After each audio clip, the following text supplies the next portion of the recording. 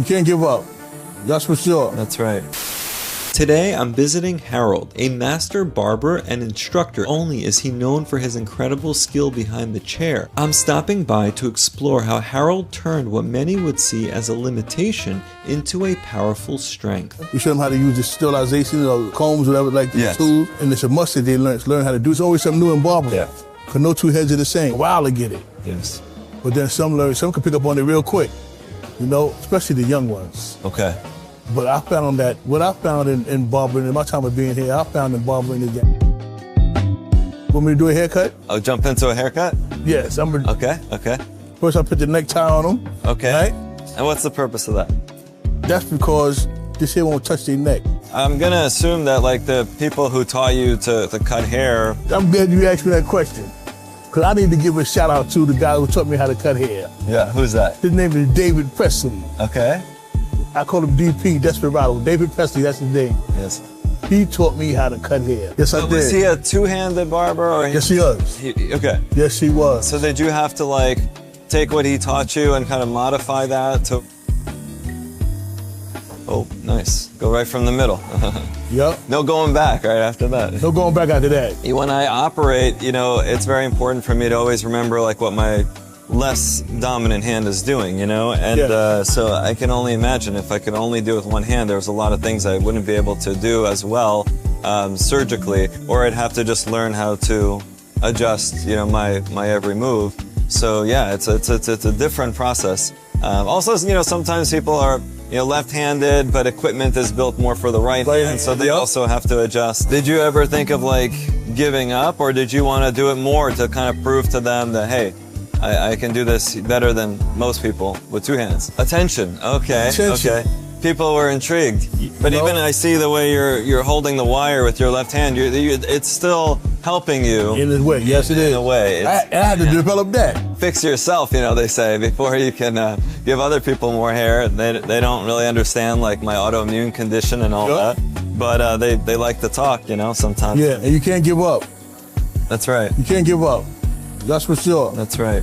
The demographics of the students, it's all types of people, right? Like all types of people. All types of people, all backgrounds. Yeah.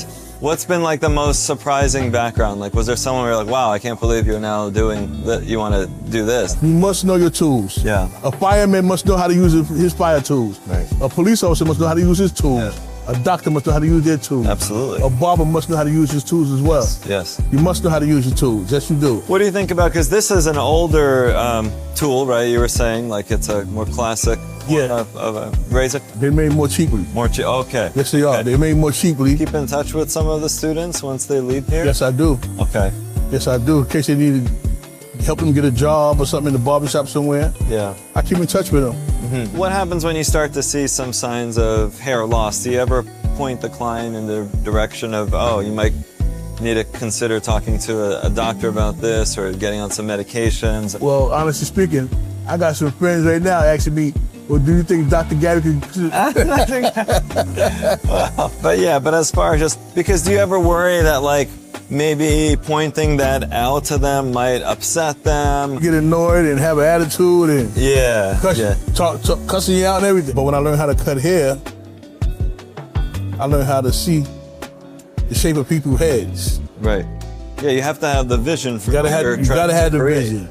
Right. You gotta have the vision of what you want to create. The barber comes in, or like in your profession, you help people look good. Of course. Help people look good. Help people to feel good about themselves. There you go, young man.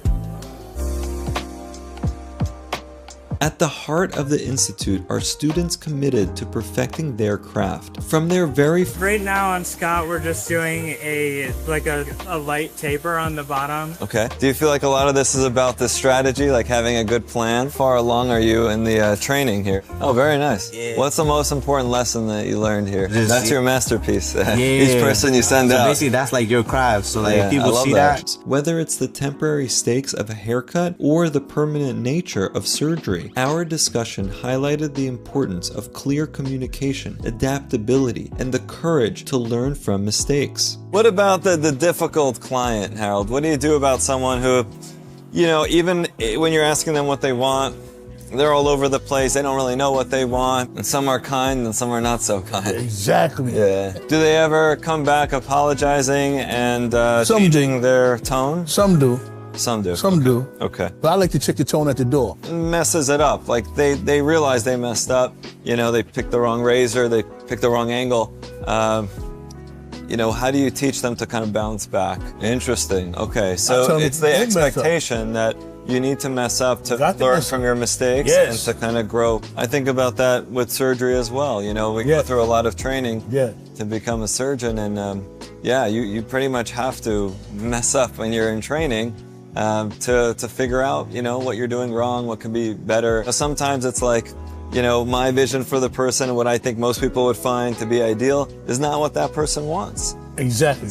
You have to like try to figure out, are you going to do that for them because that's what they want? Or maybe that's so far off from your own aesthetic that like sometimes I just say no. That's kind of how I see it. I'm going to tell you something about barbering too. But don't you feel though that it's also like it's your like reputation? Like, because then he's walking out, and I mean, you know, you're in this unique school and a unique situation, but it's not like all the hair is just going to grow in around it and it'll be fine. Right. So like, I still think of it as like, if they're going to go, say on the internet or out, you know, in public, and someone asks, oh, like who did that? And if they point that back to me, I don't want to be associated with it. You know what I mean? And they only have you know, there's a limited amount I can move. So I always think of it as like finite, you know, it's not like you can just create hair. At least we don't have hair cloning right now. So I know I have a limited number, and if they want the hair in a weird place, that's not going to look good 20, 30 years from now. Right. It's not in their best interest. They might not realize it. No, well, the rest of their life. Yeah, but part of it is like the permanence of the result. It's yeah, because you're right, like, you give them a little thing, maybe they want that for a specific event. You know, maybe they're going to some interesting event. Especially around here, because Broadway plays and stuff like that. Broadway, yeah, maybe they need it for their work. Yeah. But then, you know, hair will grow back and they'll be back for maybe a different style. Yeah, exactly. They might have realized, like, oh, see, for me, if they realize later that, oh yeah, I shouldn't have done that, it's very difficult to reverse it. There's a lot of crossover, and then of course there's a lot of like uniqueness to, you know, barbering versus the surgical side. Right, there's no robot that cuts hair. Is there a robot? No. Have they made one like that? But going back to what we were saying with feeling confident, it's the same reason why people come to me for my services and, you know, do the other things that they do for aesthetic plastic surgery. So that's why actually we coined the name Feel Confident for our brand, for the products. Whether it's through a fresh fade, a clean lineup, power we hold to impact lives, one haircut at a time.